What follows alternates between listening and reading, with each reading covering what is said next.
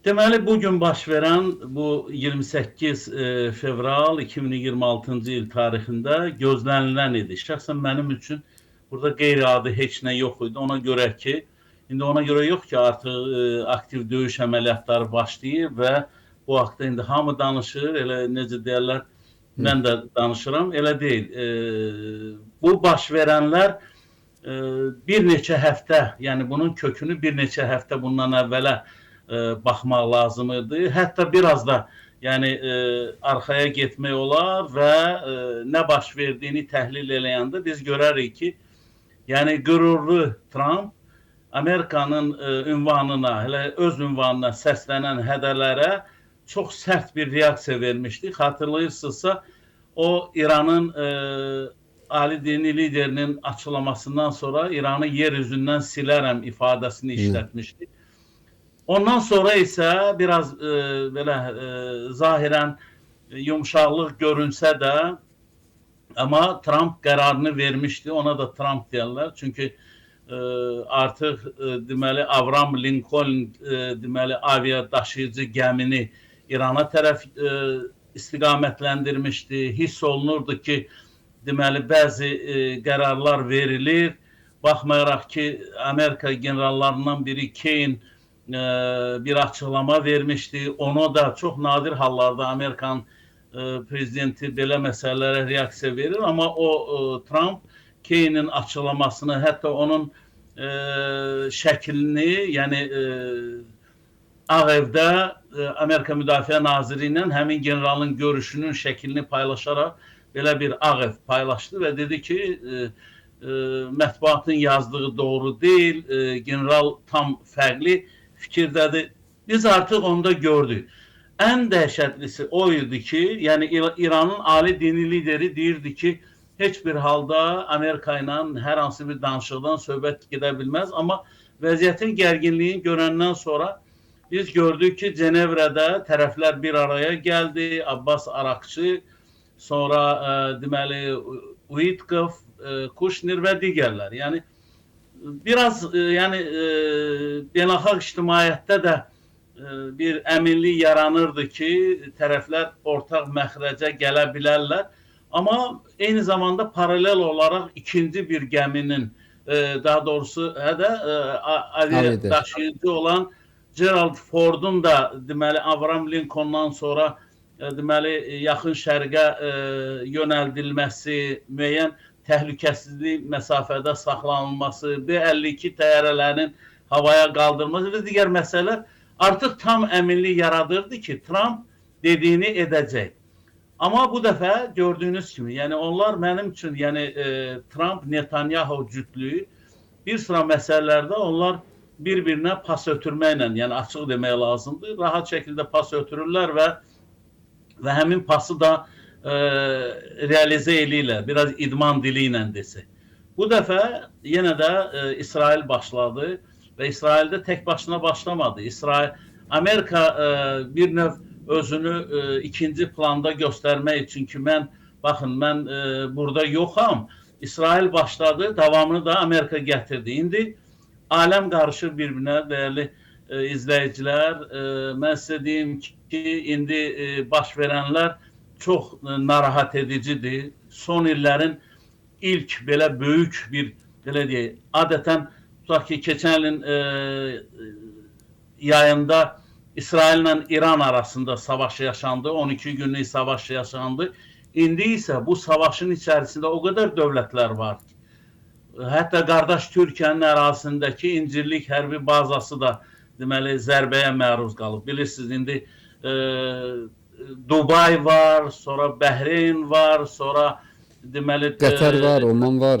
Bəli, bəli, xeyli ölkələr və inanın ki, ona yaxın ölkələr, indi siz də bu prosesləri aktiv izləyirsiniz və deyim ki, Şöhrət bəy, ilk dəfə idi ki, yəni hərbin miqyası genişlənib. Yəni teatr, hərbi əməliyyatlar teatrı bu təkcə İsrail, İran və yaxud da Amerika deyil, artıq bu məsələdə digər ölkələrin də əraziləri yəni zərbəyə məruz qalırlar. və bilirsiniz, açığını deyim ki, mən burada kiminsə tərəfində və yaxud da vəkil kimi çıxış eləmək istəmirəm.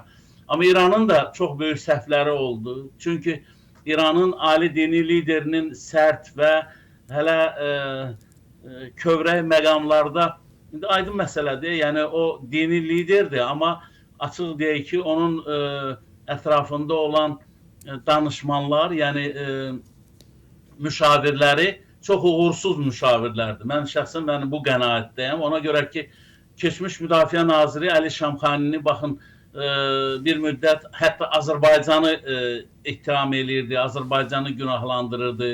Larijani həmçinin, Əli Əkbər vilayəti həmçinin. İranın narahatçılığı o dərəcədə böyük idi ki, onlar indi mətbuatda yazırlar. Yəni İranın dünyasını dəyişən, bilmirəm nə dərəcədə həqiqətə uyğundur, Əziz Nəsirzadə, hansı ki ötən həftələrdə Azərbaycanda da olmuşdu, bilirsiniz. Həmin Əziz Nəsirzadəni Azərbaycana göndərdilər. Azərbaycan prezidenti İranın Müdafiə Nazirini və onun rəhbərlik etdiyi nümayəndə heyətini qəbul elədi. Azərbaycan Müdafiə Naziri General-Polkovnik Zakir Həsənovla görüşdülər. Bir sıra müzakirələr, rəsmilərlə müzakirələrdən sonra İranda bir balaca, belə deyək də, o ritorika, yəni Azərbaycana yönəli ritorika azaldı. Amma çox təəssüflər olsun ki, açığını deyirəm ki, Laricaninin yəni bu arada bəzi sərt bəyanatlar oldu, bəzi avantürist İran generallarının, açıq demək lazımdır ki, bəyanatları oldu. Mən nəyə görə deyirəm avantürist? Ona görə ki, keçən il yayında İran Silahlı Qüvvələrin Baş Qərargah rəisi Məhəmməd Bagerini deməli qətlə yetirdilər İsraillilər. Yəni siz təsəvvür edin ki, bir ordunun döyünən ürəyi olan Baş Qərargah rəisi qətlə yetirilirsə, o ordu faktiki olaraq onun bütün sxemi, planları pozulur. Mən indi açığını deyim ki, avtomobildə deməli akkumulyator olmasa, yəni o şarj olmasa avtomobil hərəkət eləyə bilməz. Əgər baş qərargahın fəaliyyətini uzun illər, yəni təlimlərdə, nə bilim, real döyüş atışlarında idarə edən şəxs yoxdursa, onun yerinə mavinlər gələ bilərlər, nə bilim, mavini gələ bilər. Amma baş qərargah rəisi bu ölkənin ən məxfi məlumatlarına, ən belə deyək, qərar qəbul etmək imkanına. Müdafiə naziri daha çox siyasi fiqurdur. Yəqin ki, razılaşarsınız. Bəli, siyasi portfeldir, bəli, razıyam. Bəli, əsas döyüş, yəni hazırlığına baş qərargah rəisi cavab verir və bugün də indi məlumat ondan ibarətdir ki, İran İnqilabi Keşikçilər Korpusunun baş komandanı Məhəmməd Pakbur öldürülüb. Bilirsiniz, tərəflər arasında onu da deyək də, güclü psixoloji təzyiq göstərmək üçün informasiya müharibəsi də gedir. İranda internet kəsintisi olsa da, indi bəziləri, üzr istəyirəm sizdən ifadəmə görə, başlayırlar ki, bu internet kəsintisi varsa bu görüntülər hardandır?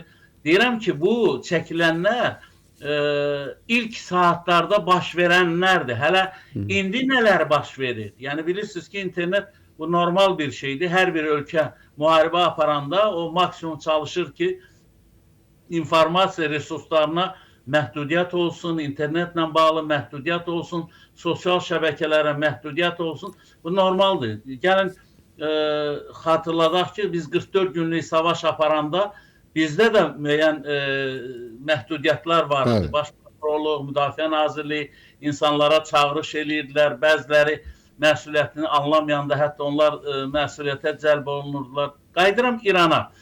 Nə ola bilər və nə olacaq? Bir neçə günlük bu əməliyyat planlaşdırılır və bu açığını deyim ki, Donald Trump'ın müraciəti İran xalqına, o cümlədən İran deməli İslam İnqilab Keşikçiləri Korpusunun, yəni Sepahın hərbiçilərinə ki, silahı yerə qoyun, təslim olun, yoxsa sizi deməli qaçılmaz ölüm gözləyir. Bunlar hamısı bilirsiniz biraz təbliğatdır və aydın məsələdir ki, qarşı tərəfin indi hal-hazırda İran əskərləri Amerikanı qatı düşmən sayırlar, İsraili də həmçinin. Burada məni ən çox narahat edən günahsız insanların həyatını itirməsidir, Şərəf bəy. Məsələ burasındadır ki, bu müharibəyə heç bir aidiyyatı olmayan uşaqlar, heç bir aidiyyatı olmayan mülki insanlar həyatını itirirlər. avantürist siyasətçilərin apardıqları yanlış siyasət nəticəsində illərlə, bəlkə də əsrlərlə tikilən mədəni obyektlər, yaşayış kompleksləri sıradan çıxır. Yenə də deyirəm ki, milyonlar, milyardlar, nə bilim, trilyonlar bir insanın o necə deyirlər həyatına dəyməz. Yəni onlar müqayisə oluna bilməz. Çünki hər bir insan üçün, yəni onun həyatı ulu yaradandan, uca yaradandan belə verilib, onu belə vaxtsız öldürmək, nə bilim, qətlə etmək günahdır. Amma bu günləri bu reallıqdır ki, artıq savaş başlayır. Biz nə qədər danışsaq da. İndi Pezişkiyandan, baxın Şöhrət bəy, neçə saatdır Məsud Pezişkiyandan bağlı məlumat rəsmilər təqzib eləyirlər. Amma adətən biraz çevik siyasət olmalıdır. Ən azından bir çəkiliş eləməlidir, xalqına necə deyirlər, çağırış eləməlidir. İran səhv ardına yol verir. Şöhrət bəy, fikir verdinizsə, İranın helikopter qəzasında dünyasını dəyişən İbrahim Rəisi yaxşı xatırlayırsınız da. Yəni, Azərbaycan prezidenti ilə sərhəddə görüşdülər, məsələlər müzakirə olundu. Geriyə qaydanda İranın prezidenti birinci şəxsi, birinci bord qəzaya uğradı, dağa çırpıldı. 10 saatlarla İran, yəni prinsip etibarından vəziyyəti bilirdilər. Amma İranda hansı xaotik vəziyyət yaşandı, Türkiyədən pilotsuz uçuş aparatı istədilər. Bunu hamımız yaxşı xatırlayırıq. Bugün də eyni səhvdir. İndi Pezişkiyanla bağlı siz təsəvvür edin ki, baxın, indi saat artıq 18-dir. Mən bunu artıq 10 saata yaxındır da, belə deyirlər, aktiv əməliyyatlar başlayıb. 10 saatda ölkə prezidentinin bir deməli müraciəti yoxdur. Oğlu açıqlama verir ki, oğlu açıqlama verdi. Atam sağdır, hər şey qaydasındadır. Mən başa düşürəm. Ən azından, yəni xalqının o ruhuna, yəni bu müharibə, yəni biz bilirik ki, İran hələ 70-ci illərdən İran-İraq müharibəsini biz görmüşük, oxumuşuq. Həm də ki, sən keçən il yeni müharibədən çıxmışsan. 2 günlük müharibədən sonra hələ o yaralar tam sağalmayıb, o yaralar tam necə deyirlər, qaysaq bağlamayıb və sən yenidən müharibəyə girirsən və hədə qorxu gəlirsən, yer üzündən siləcəyik, yer üzündən nə bilim belə eləyəcəyik.